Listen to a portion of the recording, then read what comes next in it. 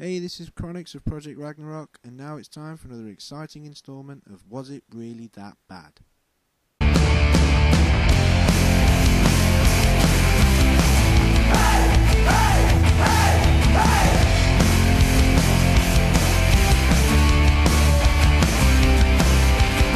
This is me, my body's breaking on the other side. Yeah, maybe these lies are masks which I used to hide. This is me, my body's breaking on the other side.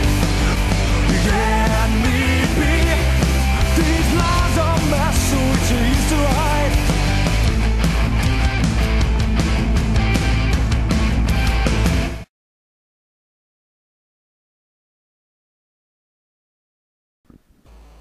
McKids, or McDonaldland as it was known over here.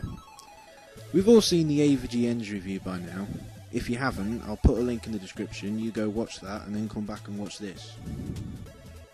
Now I'm not going to bore you by showing you the entire game, I'm just going to do the first level and tell you what I think.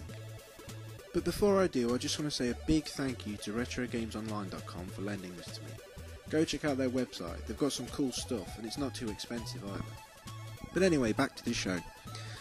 Like all games, McDonaldland has its faults, like not being able to see where you're going and ended up falling down a big pit, items that seem unreachable by any means, and my personal favourite, those annoying blocks that send you all the way back to the start. But over the years I've come to look at these faults in a different light. What used to be complete pains in the arse are now reasons to take my time. This isn't a game for speed freaks. Don't play this game thinking it's going to be like Mario or Sonic, because it's not.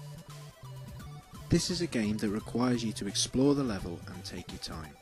There's no clock, so why rush? Admittingly, after a time, the music does make me want to rip off my arm and beat myself to death with a wet end, but hey, that's what the mute button's for, right? Now I know I said don't expect it to be like Mario, but there are a few elements borrowed from the series, like the world map you just saw, and the whole picking up blocks thing. But it was 1992, most NES platformers were like that. It doesn't change the fact that McDonaldland is a fun game to play. You can play it in under an hour, and given the fact that the game treats extra lives like they were coins means you might never see the game over screen. There's one thing that bugs me.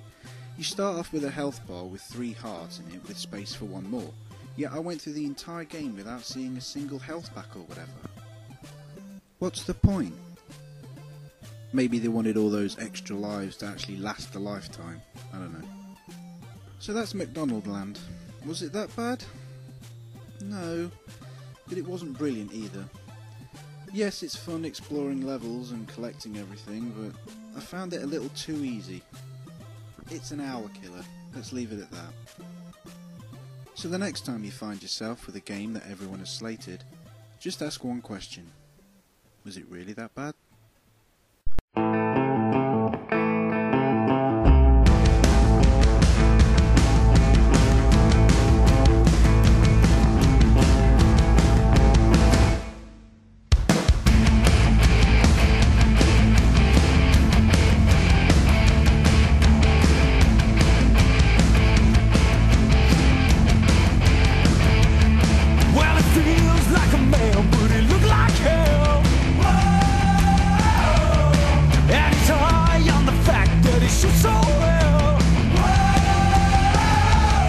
When his fingers on the trigger moves a little quicker.